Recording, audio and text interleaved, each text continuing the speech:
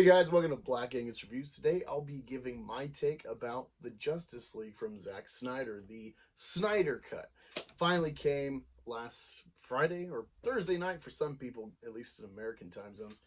And I invested my time. I watched this film. I got a lot to say about it. I'm going to try to avoid spoilers. I think I'll do a good job. We'll see. Let me know in the comments. But if you're new here, please be sure to like, share, subscribe. I like good stuff. Check out the Teespring. Help support the channel. If you feel so inclined, I very much appreciate it. I am working on my own comic, Meth Gator. Now, let's begin. I'm going to go about this with some points, some bullet points, and I'll just kind of spill from there. So first off, I'm trying to avoid spoilers. It's hard, though, because in a lot of ways, this is the same film we got in 2017 with Joss Whedon finishing it, because it was, of course, working with those that film from Zack Snyder. But clearly, a lot was chopped up. There's some things in here where it's like, wow, that didn't make this movie at all. Thank God. And others like, oh, I actually would appreciate like that little point.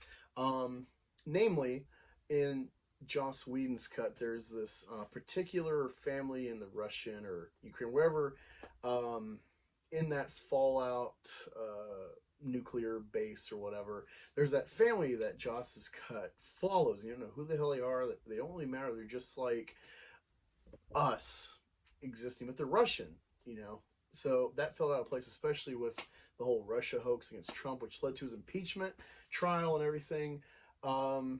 I don't really know why they thought we would relate to Russian people. I get that they're just people, but I mean, in this highly politicized world we're in, that was weird. But yeah, not in this movie. I was so thankful it wasn't there. I was expecting it, but I don't think Zack's that dumb.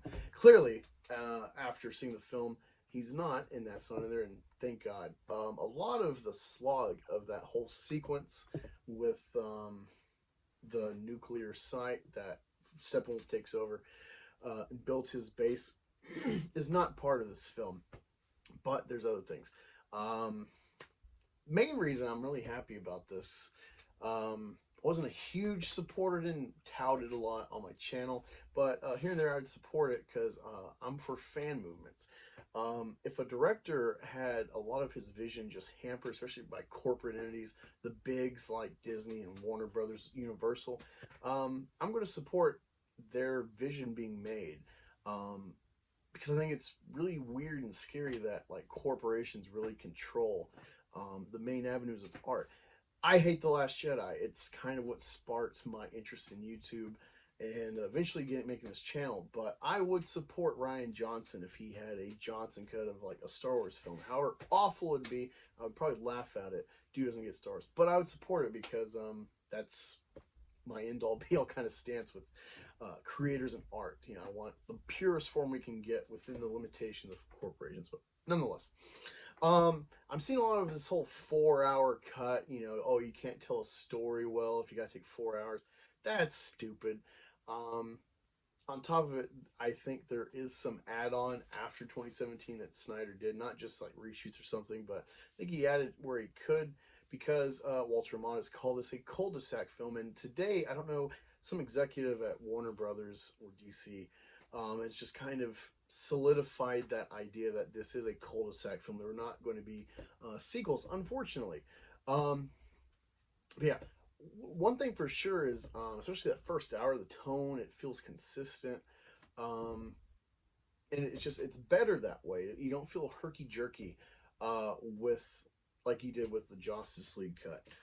So that's an improvement. Now, you may hate that tone that Snyder brings to the table, especially with comic book characters, but I appreciate the consistency, and it's definitely not my favorite, but I like seeing DC films as a counter to Marvel. As you know, I can get this like happy family, bright stuff with Marvel, fulfill that part of my person, and then I can get this like edgier, dark stuff with Snyderverse, and they can compete. I think Civil War was a reaction to BVS, and it did better, not just monetarily, I think critically, and it feels like a better film.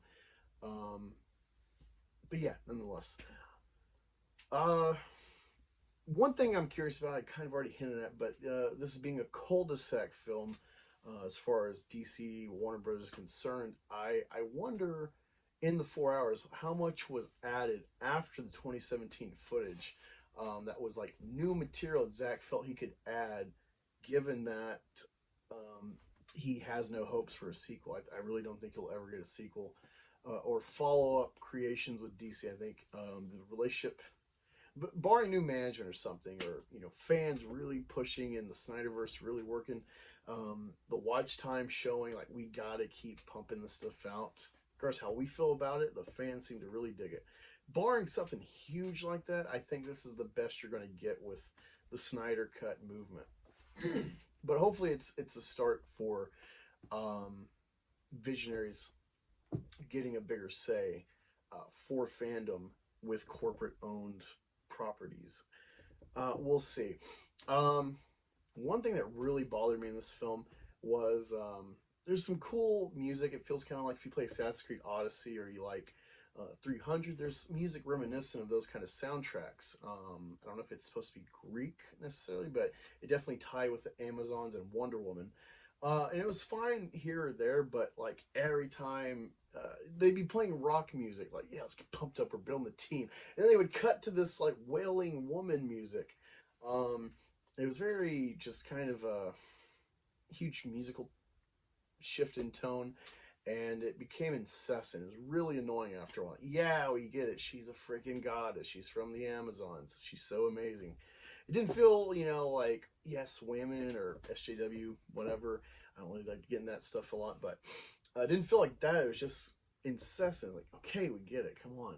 There was like that track, and then there's like this kind of team up, get your gear ready rock groove music that sounded good, but they kept playing it too much. I don't know why they didn't have a more elaborate soundtrack. There was some good stuff throughout, and there's a lot of like reminiscent, there's a lot of like keynotes, if you will, to Man of Steel. I really love Man of Steel, and the soundtrack is amazing. Both of that kind of like solemn but hopeful little piano notes to start the film, and of course like the epic, like, yeah, this is Superman's theme. Not the Donner cut, not the Christopher Reeve Superman theme, but yeah, that was present. I liked that. There was musical notes from BVS for Batman and stuff. It was a good mix, but yeah, I think I've seen a lot of people say, man, that Amazon music was like too much. I really don't like Ezra Miller's Flash, and I can say beyond a shadow of a doubt that we get more of him in this film, and it's all bad. You could really love this guy, and then this might be good for you, but I couldn't stand Ezra Miller's Flash, and getting more of him was just, it was painful. I really felt they kind of copied Stark Parker from Avengers with their relationship. I've always felt, and a little bit I've read and seen with like animated, the Flash is kind of his own guy. Yeah, he's funny. He works well with like Hal Jordan, kind of banter. More of an upbeat character, but he felt like a stupid kid.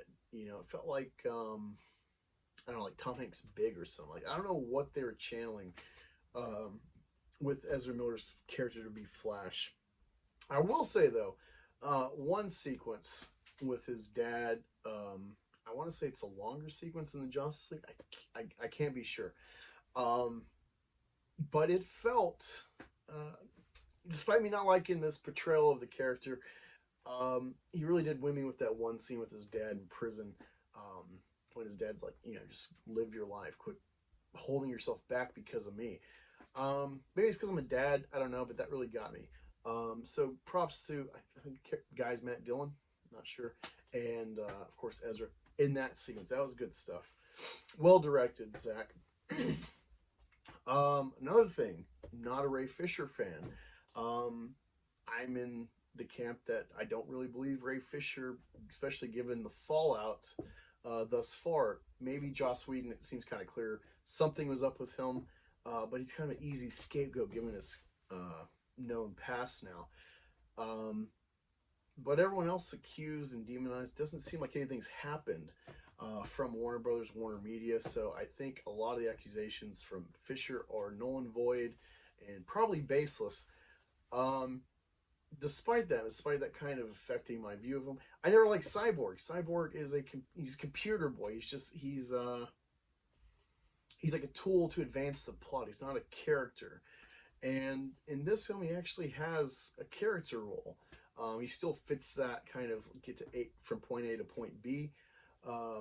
But I felt that he had a good character. I could see the angle from this experience of the Snyder Cut that maybe Cyborg could get his own film. And it's a bit of a shame that Ray Fisher has put Warner Bros. In spot to outcast him, it seems, from their universe, and that will probably never get expounded upon. He had a good outing with this, despite me not liking the character. Generally, I just don't think Cyborg's interesting as a character. He is just a device, ultimately. So that's a bit of a shame. You know, it could have won me over long term if he had another sequence in a new Justice League, or if he did a Cyborg film or Flashpoint. But it seems we'll never really know. So hats off to you, Ray Fisher. You had a good performance in this. Lead up to the fight with Steppenwolf. Really just hated that whole last act in Justice League cut. This one, it didn't drag as much, but it still felt like if you watch 300, a lot of people cry about Zack Snyder's slow-mo. I think that really fit the style of that film, really captured, you know, the majesty of, you know, the Spartan warrior going against these hordes of Persians and all the things that they would throw at him. It was cool for that film. But I think you got to do slow-mo in general very sparingly. And that's something he did not do in this film. Like, every chance he could, got a slow-mo scene. With Flash, here and there makes sense because he's so fast. It doesn't make sense to see him with the naked eye. So, that's one thing. But, man, all the time, like, Batman makes a cut with his car and ends up going backwards. And it's like, slow-mo to see him shoot bugs. And it's, come on. All the time, dude. It's like JJ with the lens flares. I never really pay attention, but this is something I definitely noticed. Too much slow-mo, and that does elongate this film, given the amount of times he does this. But, yeah, I just didn't really care. I think that's kind of a problem with DC characters, besides Batman, is they don't generally have a character to invest in. Like, you need the suit. You need this kind of majestic, like, God character to draw you in with his powers or her powers. DC doesn't really have characters that you could just remove their suit and make a film. If you took all the suit Spider-Man elements out of Spider-Man, like Tobey Maguire, you have a drama film of a person kind of becoming a man from boyhood and losing his father figure, having to like be his own man. And then you just add the element of superhero. Iron Man 3 is a great example of removing the suit from the character and him having to work within the confines of who he is. Dark Knight Rises is kind of like that as well, to some degree. So you got examples on both sides, DC Marvel, that have done this well. And generally, though, I don't think DC characters can do that. They can't really make me invest. Doom Patrol. Doom Patrol is another one that surprisingly has done well with being beyond the powers of a character to be interesting. But yeah, the whole Steppenwolf lead into the fight where Superman comes in and stuff, teams up finally. Didn't really care. Kind of had the same emotional investment like the Justice League cut. So I'm like, at least it took less time to get there. And dude, speaking of Steppenwolf, I just watched Rome on HBO Max, and I was surprised, not knowing anything about the show besides the time era, that, oh wow, this is about Julius Caesar and then Augustus. And that actor is the voice of Steppenwolf. So like knowing that, it like made me key in more. And they gave him a lot more to do in this film. Loved it. Loved Steppenwolf. He kind of does fit the role of like Pizza Boy or like Bane. He's kind of a cuck in the end for Darkseid, but I guess he owes him a debt, so it's more than just being like a puppy for a girlfriend you're never going to have. So I can make do with that. I think overall it's a really cool performance. If anything, I'd like to see a Steppenwolf origin film or some maybe that could be a way we get Snyder's Dark Side or something. But I don't know. This is the Snyderverse. DC Warner Brothers seems to not want to do anything with this, so just a lot on the table. Man, step one was cool. Surprise, Martian Manhunter is in this. He was actually always my favorite character. Couldn't get enough of his moments in the Justice League cartoon from the 90s. And we get Martian Manhunter through the black military guy from Man of Steel and BVS. He deals with Lois Lane. I can't remember this guy's name, but yeah, John. That made me really happy. Yeah, I don't know. That was just like a little nugget. It really didn't serve the movie anything besides, like, I guess a hint at what could come in this universe. But I was very pleased with that. See him live action in a blockbuster film. Darkseid as well. Darkseid always gonna get compared to Thanos. Of course, he's the original kind of Thanos character, but Marvel did Thanos on live action first, and it had the same kind of awe to him in a different way. I can't really explain it, but I want to see more of this Darkseid. I'm like, fuck. They even do like a what if kind of vision or something where like he just murks everyone, destroys Aquaman. He does the laser vision where it bounces everywhere. That was amazing to see that live action. Great job, Zach. Wrapping up, we're close. Nightmare sequence. I was wondering when this was going to pop up in the film, and we got it. And there's some good back and forth acting between Leto's Joker and Batman. Apparently, in this desolate dystopian future, Superman's taken over or whatever. Aquaman's been killed, you assume, by Superman or his henchmen or his plans. Mara's out for revenge. And there's this new kind of team with Batman, and for some reason, he has Joker with him. He's important for this team. They have kind of some sort of weird truce. It's just kind of a cool Joker-Batman interaction, especially in this kind of what is going on scenario. Don't really think it served the film anything. I think this is definitely an add-on, just to like crank. This movie feels, in some ways, little bits here and there, especially this sequence, feels like cramming by Zack, where it's like, I got to get every bit I can out of this one shot that I've been given. I don't blame him, but that definitely has the 4 hours. This was definitely a cool sequence that feels out of place in a cool way, though. It definitely makes me want to see what that alternate universe, that alternate timeline could be like, fully developed for a 2.5 hour film.